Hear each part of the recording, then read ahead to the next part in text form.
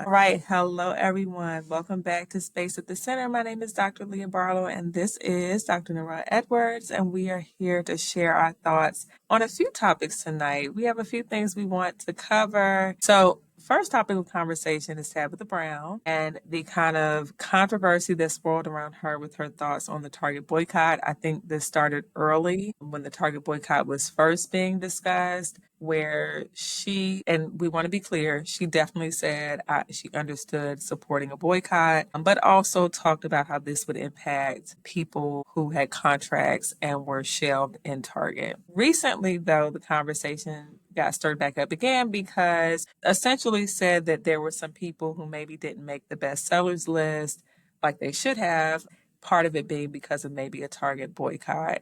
And this became very interesting to me for a couple reasons. One, because Target is not known to be a big player in sort of book selling. I maybe could see children's books and then maybe like people who are already well known, like celebrities, they sort of shelve and put out there, but not necessarily the way that a Barnes and Noble or unfortunately Amazon or the different kind of main sellers are. And so that was interesting. And to me, I think she was still kind of bat signaling towards her thoughts around the boycott. But it was something that someone said. And what they said was, and I saw this on threads, you saw this on threads too, right?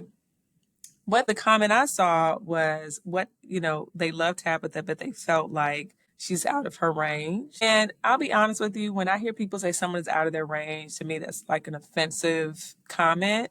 But I thought it was an interesting comment because I was like, is she out of her range or is she speaking without being able to say the full details of what she's trying to say? Because when you're in contract, there are things you can say, and we know this, we're in the working world.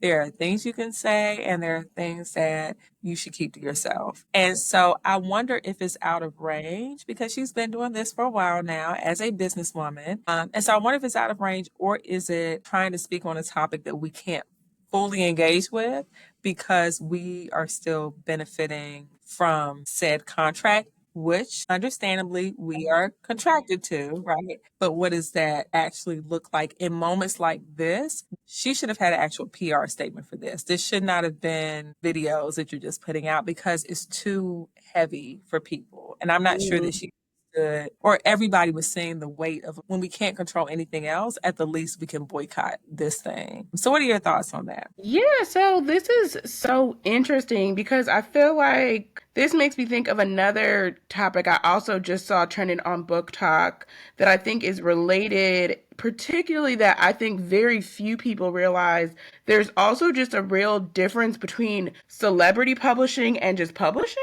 And I think Oh my that is goodness. something that is That's not at all good. discussed. So I think his name is Luke Bateman.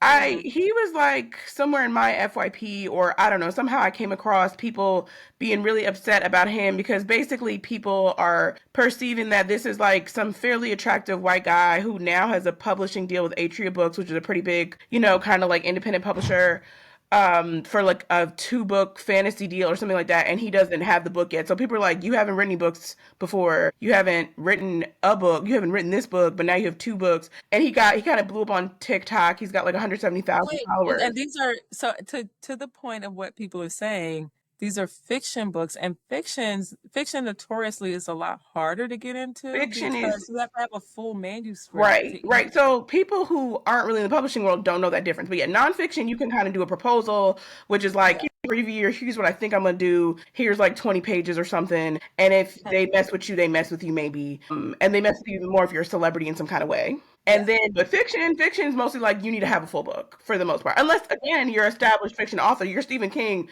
you'd be like, I got one idea. You got a track record, hey, go. No, okay. Point to that.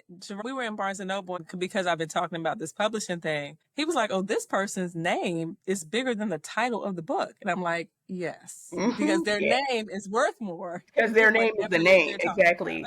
They're like, what is the deal? So he blew up on TikTok. I think people are just like, oh, he's a hot white guy. That's why he blew up or whatever. The traction part. But actually, the more I dug into it, it turns out he's kind of an Australian celebrity. He was like the Bachelor of Australia. And he Okay. also was like on a maybe like a national rugby team or something like that. So he is known in the Australian market. And so I feel like what's getting missed is that he is some kind of celebrity, not to in the US, not in the UK, but perhaps in And Australia, he still they know does. him. Yeah.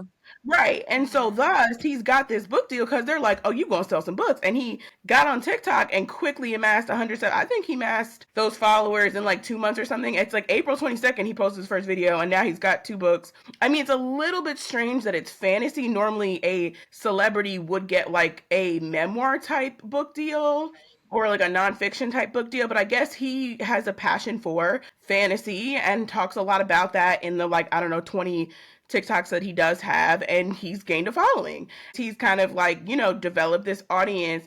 And so there's some people who are like, they're frustrated because they're like, they're giving him a chance, and it feels like, why are they giving him a chance when repeatedly publishing industry does not give women of color, diverse people from diverse backgrounds a chance. And while I think that's very true, I think we do have to consider the celebrity factor, right? Because it's not like he's just some random guy who blew up on TikTok. And even still, you gain a follow. These are businesses. You gain hundreds of thousands of followers. Now you've got some leverage to say, look, these are people who could buy a book from me, right? They're Yeah. trying to sell books. So I think even then getting back to Tabitha, right, and this question of like Target, and even you mentioned, right, like what books are you buying in Target?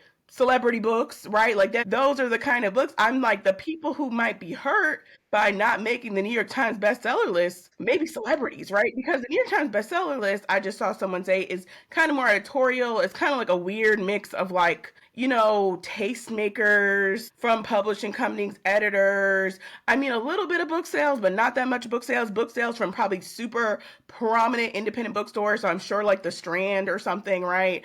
I'm sure like some of these, very well known independent bookstores in LA, in New York, well known, Well, whatever. because part of what happens is the bookstores themselves have to provide the information about sales from their stores. Right, And what indie bookstores have the time, the space, the connection to do that is going to be the more prominent.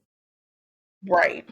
We're not talking about mom and pop. I know we want to believe they're mom and pop, but these are the bookstores that are touched by the New York Times, the LA Times, the Washington Post, whatever, have the connections. They therefore are the ones that provide the information. Yes, I agree. Right. So again, I feel like the only really who might actually be impacted by this down in Target sales, is really maybe celebrity authors who would be in Target selling cookbooks, memoir. Because again, we're like, Target is not actually known for a place for book sales, right? Like that. So I think, yeah, something might have happened there that and to your point, like, well, maybe she's in contract, like maybe she's good because and again, she's also coming from a place of being basically a celebrity author, right? Because she is someone who, you might see her book and go, oh, I know Tabitha Brown. I'm also in Target. Let me pick it up. Now, I don't know, but I would almost bet if you were to run the numbers on like celebrity memoirs or like those kinds of books, I bet they do bad at Barnes and Nobles. Because the kind of people who go to Barnes and Nobles or independent bookstores are people who actually, not to say that celebrity books, well, I think in some ways they're a little looked down upon, right? In like kind of like the literary hierarchy and what's considered like quote unquote highbrow art. If you really want to be honest and get into it, like those books aren't really selling at Barnes and Nobles unless you're like Michelle Obama, maybe, right? Like, unless you're that kind of person, right? Maybe who had some kind of really, a public policy career or something like this, or maybe like an artist. But as like someone who's more in entertainment, I don't think yeah. A lot of the celebrity memoirs, of course, there's ghostwriting happening, right? They're bringing True. in consulting of people who their career is to do this type of writing to help Right. write these stories to life. But I had went to buy the Vogue of Coma Domingo, and they had Beyonce's mom, like one of the stories, I guess a portion of a chapter in here about her Uncle Johnny. And it was actually captivating. The writing was so Mm. good. Okay. Not to sound too whatever by using the word captivating, but the writing was really good. But I also know that people have access to some of the best writers. And so some of what is looked down on is this is not them sort of toiling away as a writer. Right. This is a collaborative effort. It's just what it's a part of the publishing industry. But I think to your point, Target is very much for those whose names are sort of celebrity and you already have some tie to them, and their name needs to be bigger than the actual title of the book because it doesn't matter. People are buying it because they're buying into them as people. Right. But I want to move on to a topic that you had brought up, which is about us just gathering together and doing these sort of like traditions of, cookouts that we don't seem as millennials to necessarily do. So, what are your thoughts? So I happen to see on TikTok someone just talking about like, she was like, I feel like we don't gather anymore and we need to talk about it. And I think she's based in Charlotte and grew up in Charlotte. So, bigger, black city in the South, and was sort of like, I remember the 90s, my mom was always throwing parties, people would come, whatever.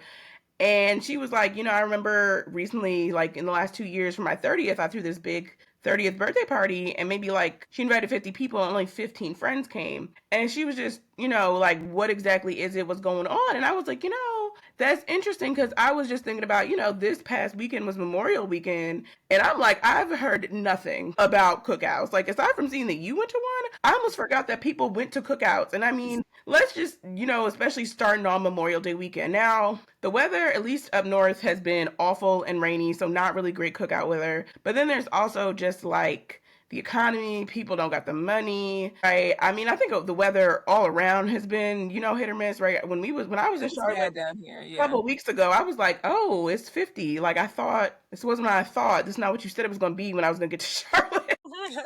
But yeah, I don't, the weather, the economy, people just feeling like burnt out. But then I was also thinking, I feel like it's also something about social media too. Like we are so oversaturated and seeing what everybody's up to, it feels really easy to flake, right? Like you want to post the stories, I could just watch them. I think I left a comment that was like, think about, I feel like a lot of girls have had almost somebody's exes, situationships, whatever, where, they're going to watch your stories for the rest of your life. They're going to get on. Yeah.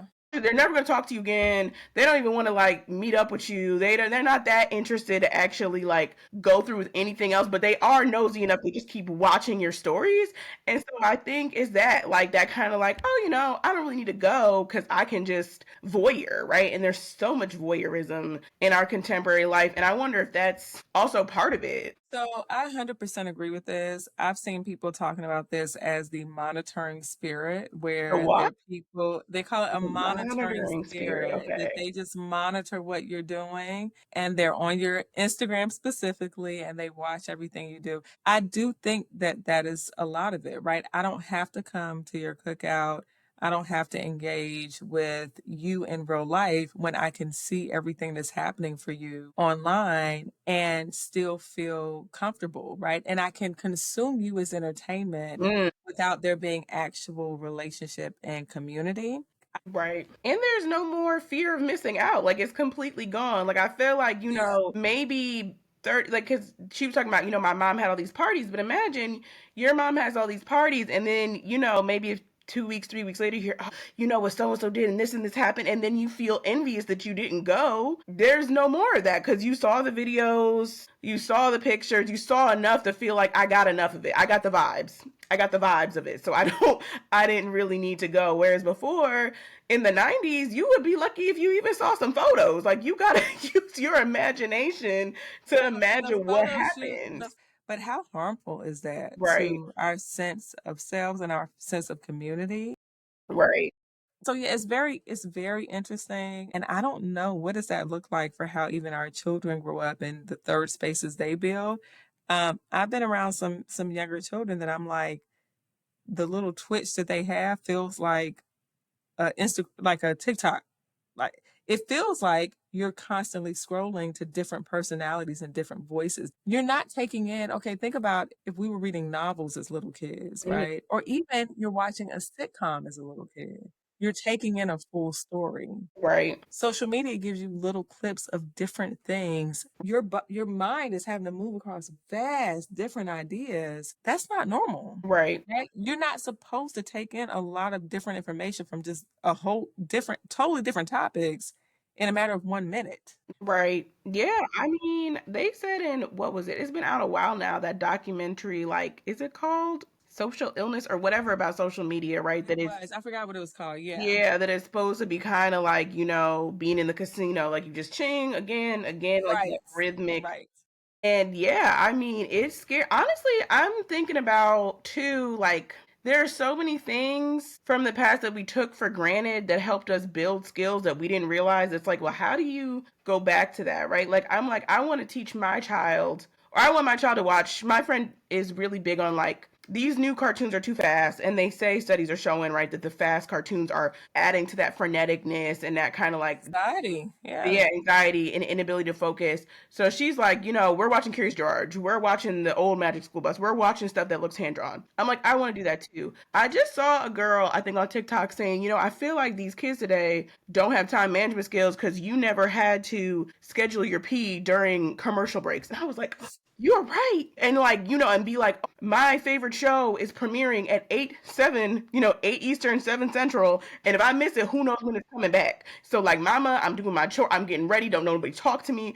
For me, I love During this time. Keenan and Kel's movies. Good Burger's going to be on at 8 o'clock. Like, I got to be You here. gotta be ready. Like, now they can pause. It's in the cloud or I'm whatever. gonna say this. My son, who is 6, for those of you who are new out here, was really, really confused by commercials. We went to a hotel and they didn't have like direct streaming. And so we couldn't like log into Netflix or whatever. And so I was like, oh, we just go on, Disney Channel or Nick or Cartoon Network. And he was every time it stopped for commercial, he was like, what is happening? And why are we showing this? Like, he was really like, this is interrupting. And then he was, kind of into it because they were showing toys and stuff, which isn't healthy either. But he really was like, no, like at one point he was like, Mom, just go forward through Fast this. forward through that. Skip this part. Like, why wouldn't you Why skip are this? we sitting here?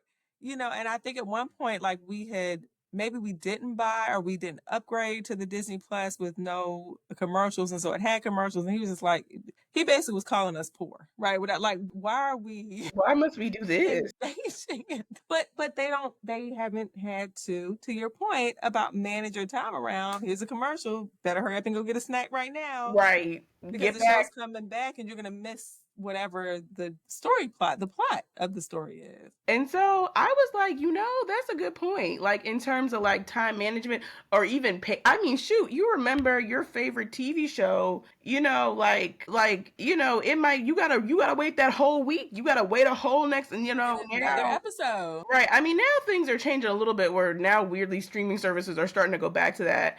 And I saw someone say like we're kind of just making full circles now because right, like there's so many streaming platforms. You might as well be paying cable. Y'all can't all be charging $15.99 for whatever content you have. Yeah, they are. Right. Like it's getting crazy. Or someone's like, at some point we're about to say, I'm tired of having a mobile phone. Like, can I lock this down somewhere? Like, let's go back to a landline or whatever. Like, stop trying to reach me when I'm out the house, which feels compelling at times, right? Like, I don't want to be accessible all the time. Like, stop it. Yeah. I mean, again, just things that we like. And I think even too, right, the skills we had around even getting back to the last point, like not being flaky, right? Imagine you told someone you was going to meet them somewhere. Y'all don't got phones. You got to show up or y'all not friends Have anymore. to. Yeah, you have no choice. You have no choice. You better show up to the location where you said at the time and agreed to, Yeah. or else beef, right? Like, so I don't know, like the way that this is like eroding like all this technology, right? And in some ways that makes it convenient, right? Is also not only eroding our critical thinking skills, but also just eroding our social skills, our all kinds of skills and abilities that we had and took for granted. My mom likes to watch a lot of TMZ. But so they were talking about a clip from this podcast with Khloe and Kourtney Kardashian. And basically, Kourtney was kind of, and I will say I have not watched the whole clip, or the whole podcast, or even the clip, like beside what TMZ showed. But she essentially was kind of like, who needs school? Like, what do we need school for? Like, she said they're nonconformist, and both the TMZ hosts were kind of like, of course you can see that, you're a Kardashian, you're like wealthy or whatever. But I feel like what they should have talked about, besides just kind of writing it off, and I doubt that Kourtney had these kinds of points and being like, why school or why do we even need school? But I do feel like this could be a useful discussion around the anxieties of there are a lot of school shootings. It feels increasingly not safe for children to be in schools. So I think there are people who are not wealthy who are also like, what exactly is happening with my child going to school in terms of like, the quality of the schools and their education, their safety, even just like this, we're telling students, or we're seeing the research show, you need less technology. Some of them are throwing tablets in their face all the time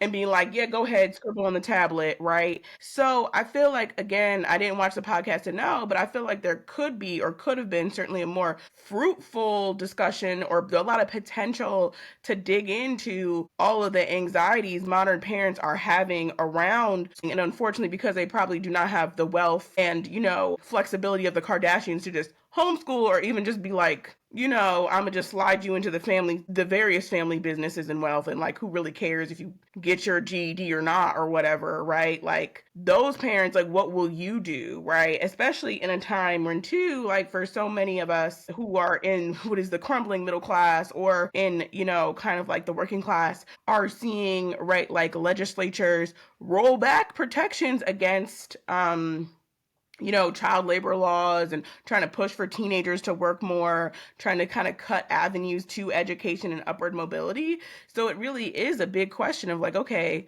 what do you do as a parent, right? In terms of thinking like, I don't have a lot of great school options, and I got to work and actually go somewhere for work, so I can't homeschool. Also, I mean, shout out to the parents who homeschool, because I mean, that is tough, right? Like, I'm assuming the Kardashians got tutors of all kinds, right? And those who are wealthy tutors, but the parents who actually just are homeschooling themselves, Yeah. whew. So, at one time I was like super into homeschooling and wanted to homeschool my kids. And many of my friends homeschool, my mom friends. I think that what I've seen is that on either side of the political spectrum, ironically, people are leaning towards to your questions about school and what's actually happening. And if they have the option to homeschool or do something differently, they're wanting to do something differently. Now, of course, well, I'm not going to get into that conversation yet about charter schools and kind of what that has done to the public school system. But the right has their issues that stem deeply from desegregation, where private schools will get birthed and all these other things. The left, though, and when I'm thinking about left, I'm thinking about those of us who are of color primarily, and others, but I'm going to talk about of color, Black households in particular. The concern has been my child is not learning what they need to learn about their own history, about their own selves, and the way that Black children systematically have been treated in our American school systems, whether being put in testing situations where they're going to test lower, whether because of school systems that are set up to sort of fail Black boys and Black girls. So there's all kinds of interesting ways that people are choosing homeschool. And again, Right. they are on complete opposite sides of the political spectrum. So we're not talking about one side or the other. I also think too, though, that to your point about homeschool, more people have the opportunity to homeschool now than ever before Right. That's true. because of the flexibility of different jobs, Remote work. because of work from home, because of being able to sell digital products, because of the access to entrepreneurship vis-a-vis online spaces like never before. And many people are choosing to do that. There's a huge homeschool community on YouTube, at least. I don't really dive into it on Instagram, but on YouTube, there's a huge homeschool community and a huge economy built on homeschool parents. Mm. Because remember, people are still purchasing curriculum to teach their children.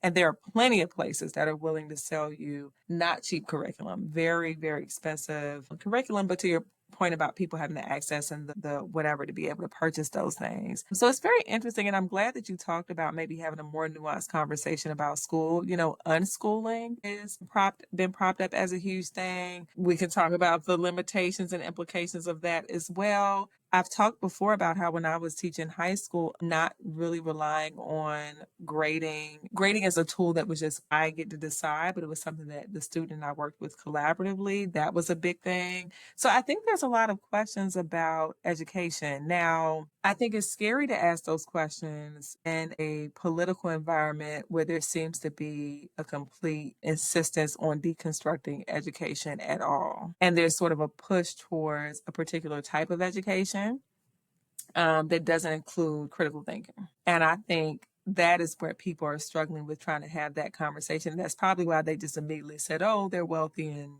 we don't want to."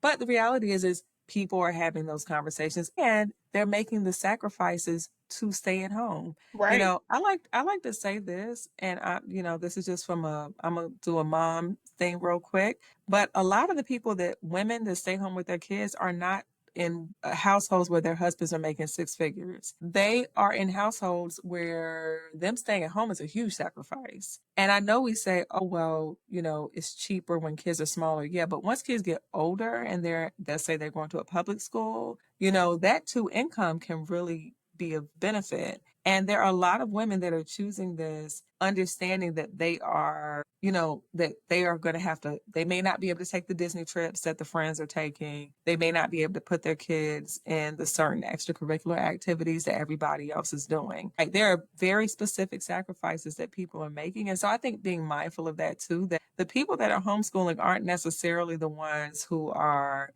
their husbands are bringing in millions of dollars, or even, making 3 or 4 or 500,000 or 100 cost, which 100,000 now, but crossing over that six-figure line. They are doing really kind of sacrificing to be in those spaces. And what does that look like too, right? To consider those women as a part of the conversation, not just wealthy people. Right, right. I think that that's what I was thinking. I mean, I think they too were like, school does so much for like socialization, It which is does. true. It certainly does. But I just felt like it was like an There's immediate, like, other options. There's a more nuanced conversation that's very clearly being had right now. right, right. There's Yeah, so many other, yeah, more complex and nuanced ways to think about this discussion of like, and even, even Courtney being like, oh, I'm nonconformist, and like, okay, yeah, you've got money, you can be nonconformist. But to your point, right, there are people who are being nonconformist with not as much money because that is important to them. And, again, how they raise their children, how they want them to be molded in this world, all those things are important. And again, I mean, I just even think I brought it before, like with the school shootings, with the violence. I mean, you could see how, I mean, it's a lot, like in terms of just being worried, right, as a parent. I think to not acknowledge the fear of sending your child out into the world, not at this point just fear of a bully that they may have to encounter, right? Older kid, even a kid in their grade, but an active adult bringing a gun into the school. That's scary. There are plenty of rural schools or under-resourced schools that do not have the protection necessary, that if something were to happen, they could get immediate response, right? Not every school is in a well-resourced area or even in a big city, right? We have schools all over, and I think there's a lot of concern about that. And I think acknowledging that that's a concern for people who aren't wealthy is really important. Right, yeah.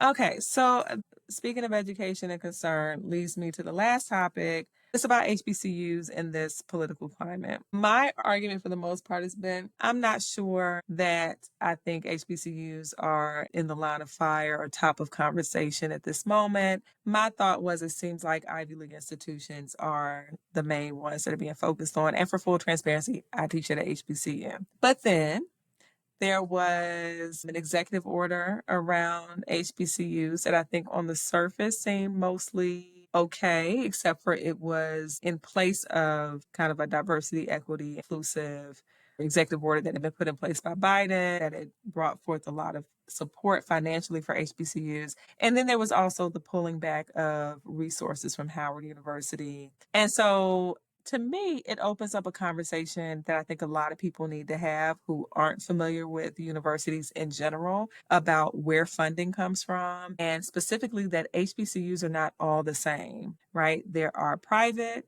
there are public. Howard is a federally chartered HBCU, like all of the other schools in Washington, D.C., because it's in the District of Columbia and not a state. So they don't get state funding, they get special federal funding, which is why Trump can have a conversation about Howard in really specific ways. My point is being, I teach at a school that is a land grant institution. Land grant institutions, historically, we are supposed to get federal funding that is matched by the state. There's a lot of underfunding that has often happened with HBCUs and a lot of politicking that HBCU administrators have to do just to keep their doors open. And it would be foolish to believe that that same politicking, that same sort of defunding would not occur with historically Black colleges and universities. Now, what it will look like, in my opinion, is something my dad has been shouting from the rooftops for years, which is you end up subsuming HBCUs into larger state white universities, right? So they're no Integration. longer, you integrate them right in and you take the resources that come with them into those institutions and you no longer have an HBCU. That happened at West Virginia State. They are no longer an HBCU. I think their population is primarily white. And then, your private institutions tend not to get a lot of that funding. And so there's a way in which you can kind of kill HBCUs just by pulling a little piece of what was already an unraveling rug, pull it, let the rest of it unravel, and just let it go from there. And what we see in that is with FAMU, who at the last minute, they're trying to get a new president, brought a woman on board who has no higher education background, who the board just voted in as president. They already had 3 people. What that tells me is that is what we're going to see more of in the future. That you're going to get people put in place specifically in those state schools that are in alignment with political agendas. So that's my concern. And so I am seeing what's also interesting is we've seen Black academics, or at least big names that have run to the HBCU, namely Howard. We've seen Nicole Hannah-Jones go to Howard, Ta-Nehisi Coates go to Howard. Ibram Kendi most recently has joined the Howard faculty. And I'm interested to hear your thoughts about that. Yeah, I mean, I think probably, right, the HBCUs feel like a safer place to land in this moment, in this, very specific change and shift. And I mean, we might see more sort of like powerhouse academics moving in that direction. Certainly, I'm thinking about a friend of mine who recently was like, and I mean, she works in a hospital system, but she was like, a university affiliated hospital system, and was sort of like, oh, my internship program was cut because they said we can't use the word underrepresented anymore, right? And I mean, underrepresented, as we know, means multiple things. It doesn't just mean Black, it doesn't just mean race, but it could mean from a rural background, from a poor background, right? Multiple things. But that program was cut. And again, that's a university hospital system, not just sort of, so more even really on the hospital side. And so there are going to be, again, these kinds of like dissolving of partnerships because people are going to say, oh, I don't want to smoke with Trump. I don't want the administration to try to, come after us, try to sue us, all those kinds of things.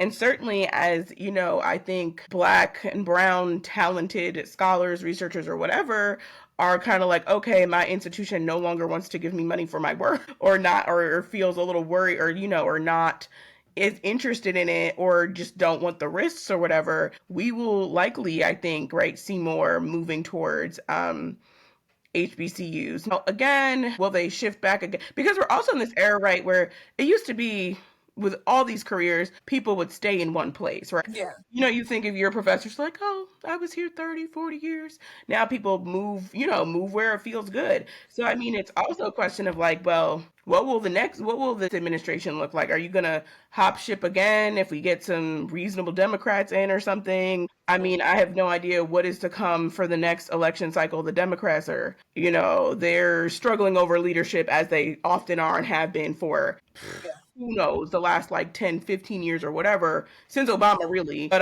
again, like will we see that pendulum swing back and forth?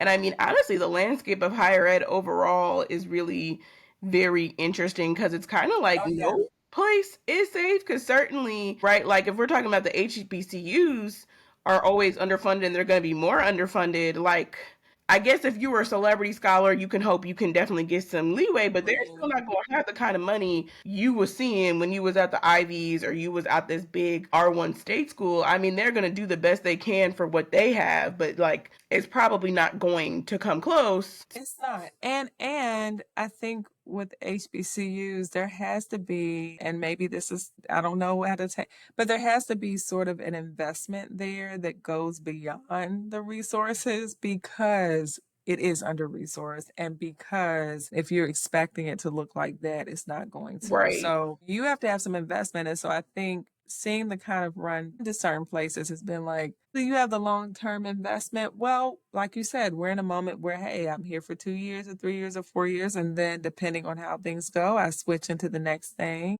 Right. Here for a good time, maybe not a long time. Good time, not a long time, but it does feel like what you end up doing is making the HBCU your stepping stone to get to wherever you're actually trying to get to. And that's going to be interesting to see what that looks like and kind of the trail that's left of students or of other faculty members who don't get position or aren't able to do what they wanted to do because your voice overpowers.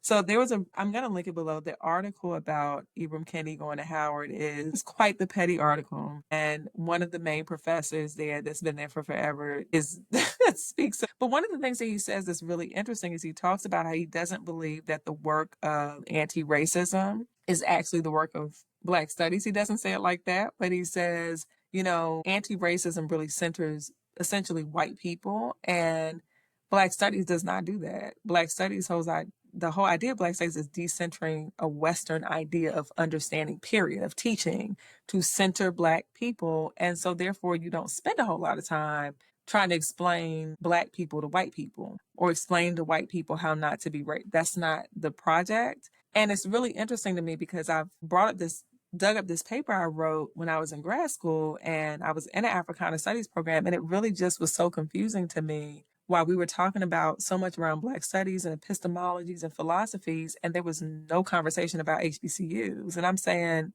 you have schools that are teaching Black people. How are we skipping Right. HBCUs? But we're skipping them because we aren't in them and we don't understand them. And that to me is the concern about the move there is that you get in them without understanding them and you don't have the kind of care, the politics of care, let's use academic language, that you need to be in these types of spaces. Understanding the history of the funding not being there, of the political attacks, of the fight that these schools, many of them have had to have just to stay open and serve their students. So Right. that's gonna be. What are your thoughts? I was just gonna say though, I mean, I think similar to not so different from where we started with these publishing companies though. I feel like these schools are taking these celebrity professors because too, it's like they're also looking for their prestige and their clout. And so I mean, what the expectations are of them versus other professors who will have to do more mentoring, more actual teaching, more like real cultivating. And I think I will say I've not been to an HBCU as a student or as a professor, but certainly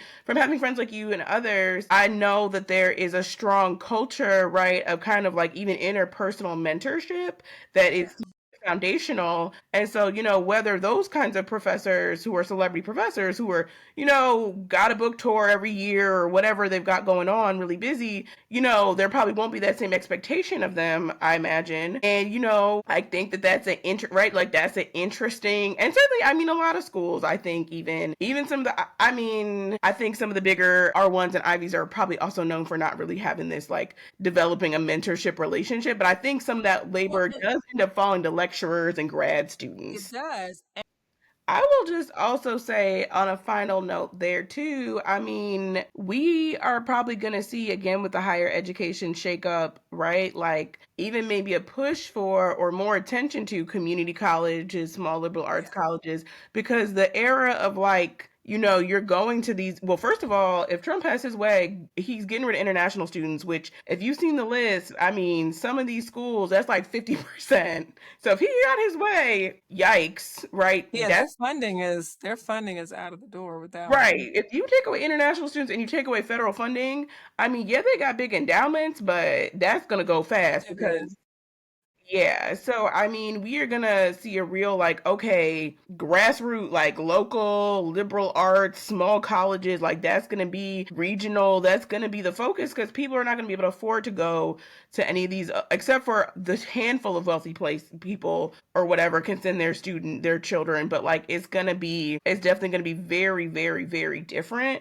And it's also interesting too, because I think those who are not educated are thinking, oh, we get rid of all the international people, now Americans can go. No, Baby, that is not how it works. that's not how that International works. students pay without those students. I mean, again, and these institutions, right, and their expectations, they're not about to what drop them to let in more American students who are not of caliber. Like that's probably not going to happen either. Like that's not what's going to happen. So also interesting to see, particularly too. I think right now it's been paused, but certainly, and again, eventually, whether or not Trump is successful in literally barring it, they're going to be international students aren't going to want to come here because why do you want to come here to be No, targeted? right. Yeah.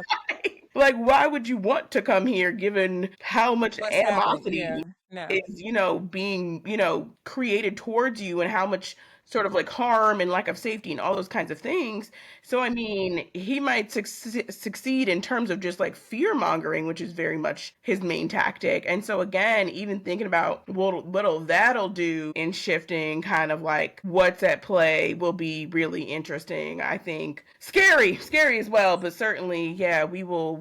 Yeah, so we're keeping abreast of what's happening and certainly sharing our thoughts here. And again, leave your comments below of your sort of thoughts, what you think about the various topics that we touched on today. Of course, as always, we touched on many different things. So let us know below your thoughts, and we will talk to you guys in another video. Bye.